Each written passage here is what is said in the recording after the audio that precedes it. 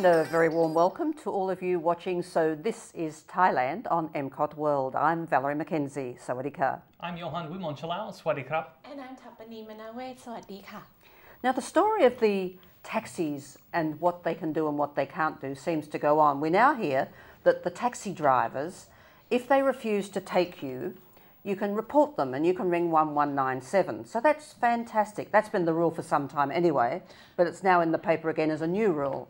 That's always been the case, and whenever you ring that number, nobody picks up. Exactly right. But the crazy part is, if I'm the taxi driver and I refuse to pick somebody up and somebody complains about me, how do they know I was in that area? I can say, I wasn't anywhere in that area. I was out near Changwatana, or I was not in Soinana, or whatever it may be. I think that they have to go and explain themselves in person. It's more of the inconvenience, because if they do get summoned, then they lose a day of possible work or taking people places. So the inconvenience factor is the motivating factor here. So it costs them money, theoretically. Yes, but they also kind of get out of it. Do you remember when you used to call taxis and they would say, I'm out of gas? Like now they don't say anything, they just say, I'm not going. But before they used to say, I'm out of gas, because when they do go to the transport department, when they get summoned, they'll say, oh, I wasn't able to take this passenger because. And what can you do when they say that? Yeah. Not a lot, really. Also, to take it a step further, there is a situation, as we know, with the tuk-tuk drivers, and a number of you who are new to Bangkok are saying, why do they want to take me to a jewellery firm or to somewhere where I can buy goods and merchandise? It's very easy. They get 200 baht or a tank of fuel or a tank of gas. So if you just want to have a look around Bangkok, why not go? It means that the tuk-tuk driver gets something anyway. You get a new experience, and when you go to the shop, you don't have to buy. So don't get agitated, just go along for the ride, or if you don't want to experience that at all, just say no to the tuk-tuk. Yeah. Easy, huh? But just also be careful about the money that you agree to pay before you actually get to the destination. Because a lot of times you'll say, oh, it costs, you ask them how much to go here, they'll say, oh, 100 baht. And if you get there and they're like, oh, no, it's 200. So you just got to be careful the agreed upon. And if you're in one of the meter taxis, make sure they turn the meter on. So just a few tips on how to be careful, what to do.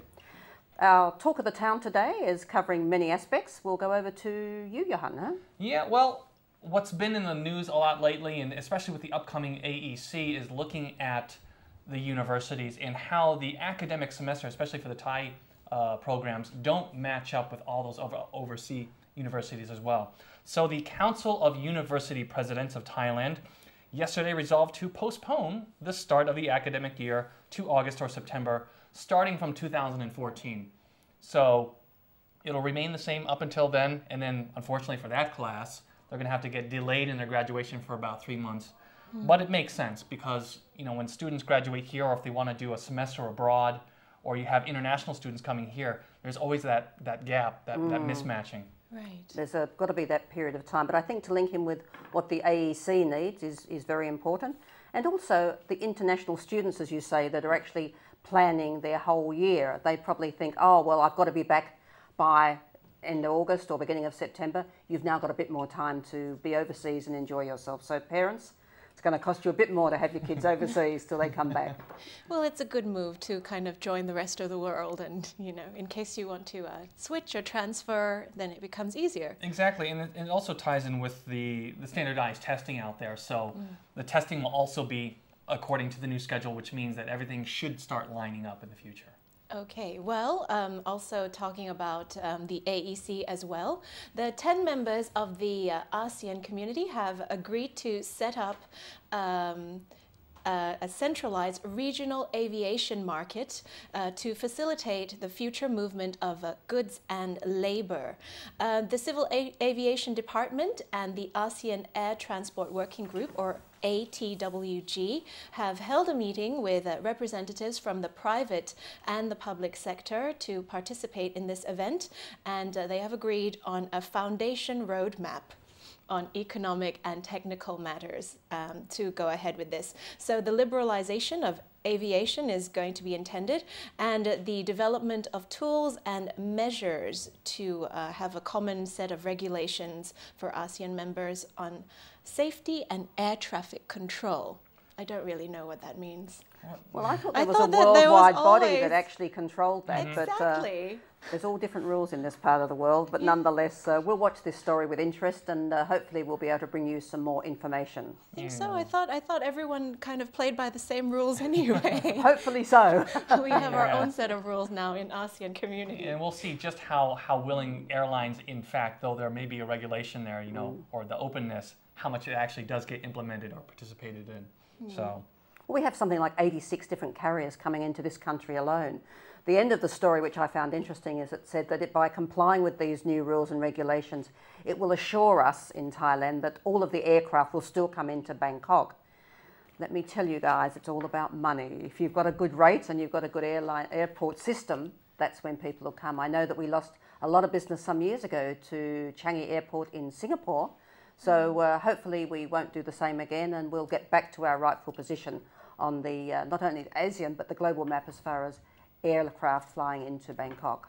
Okay, well the downside of this is that if you have the standardized say set of rules and everyone sharing, if we don't manage ours very well, and as you know we've had problems with the runways and things like that, what if people move away? And pricing too, so yes, it is every possibility, but hopefully we've got it right, and now with the opening up of Don Muang also, we'll be able to have more facilities available to all those airlines coming in and at competitive pricing. Well, lots of ideas flying around. We'll see which ones kind of rise to the top. Moving right along though, what we try to do here on the program is bring you the current news which is going on here, but also taking a look at the Thai news to see what's kind of trending, what's being spoken in the Thai circles.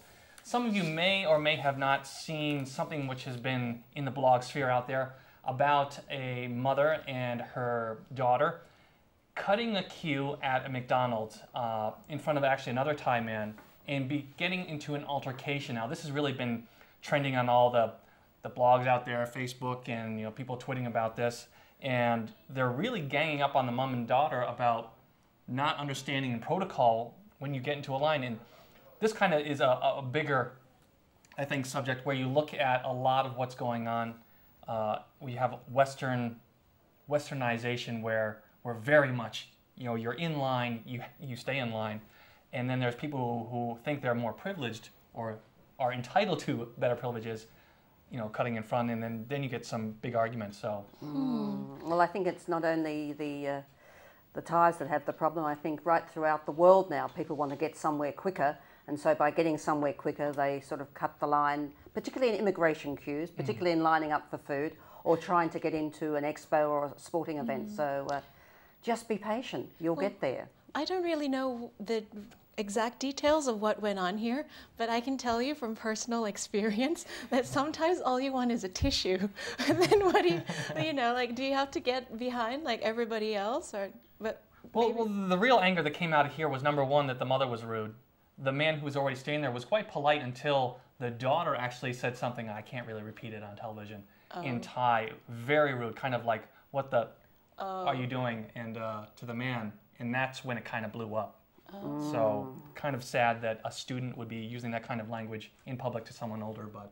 Oh, maybe they deserve Well, as I said before, I think we in Thailand are becoming a little bit too westernized. We're taking on exactly what the Westerners do in terms of not respecting the elders as we used to. And quite now, I really enjoy them respecting the elders. Well, I think altercations are bad, but standing up for your rights is something that Thai people, you know, should do more of. And before that, we used to, you know, kind of defer to authority or elders. But if you're in the right, you should speak up.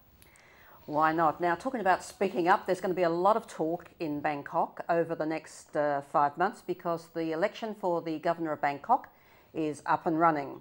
So far, there are 3 candidates. We're obviously going to expect another because the Pheu Thai party has not nominated yet. There was a rumour that Kunying Sudarat Gayupapan was going to be standing. That has not been confirmed. She denies it, in fact.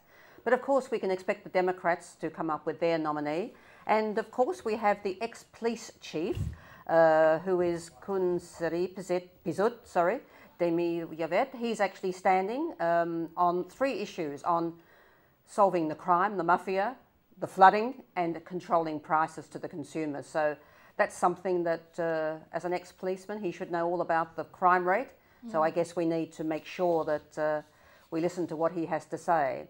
An interesting character is DJ, what's his name? DJ Suharit Siamwala. His name is DJ D, I think.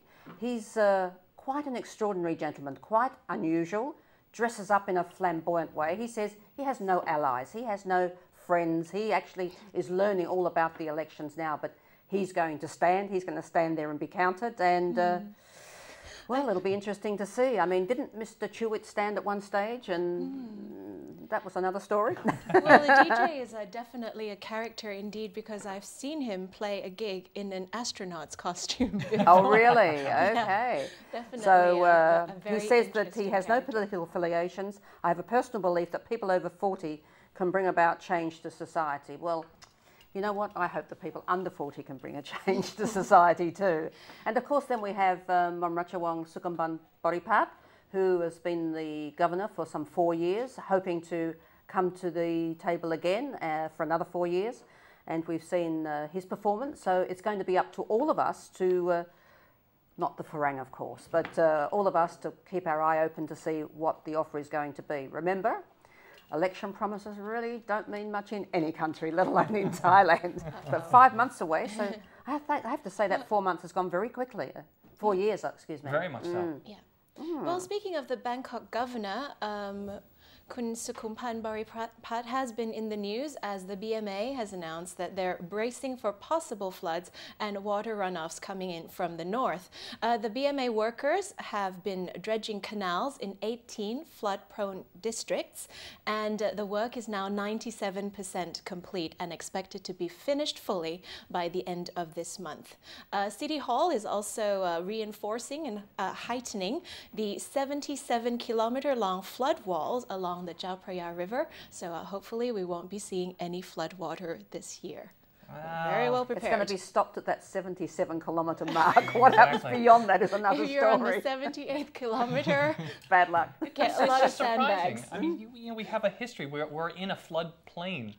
It's part of the natural geography here, and so the fact that, you know, every year they're bracing for possible flooding just kind of strikes me as, wait a minute, you should be expecting there's almost a guarantee that there'll be at least some flooding, limited to however you can respond to it. But yeah, and this year, or this week in fact, the Pheu Thai Party under Prime Minister Yingluck Shinawatra are going to actually come out with their overall plan to actually move things ahead for the flooding. So let's hope that both parties are talking together so we can get some action here in Bangkok and the surrounding provinces. We're going to take a short break, and then we're back. We're going to be talking about two artists. They're photographers, world-renowned, have got exhibitions all around the world, are very much focused on sport at the moment. It's a wonderful story. It's at OP Garden down in near the Oriental Hotel in Bangkok, off Charoen Krung Road. Stay tuned. We'll be back to show you some amazing photography.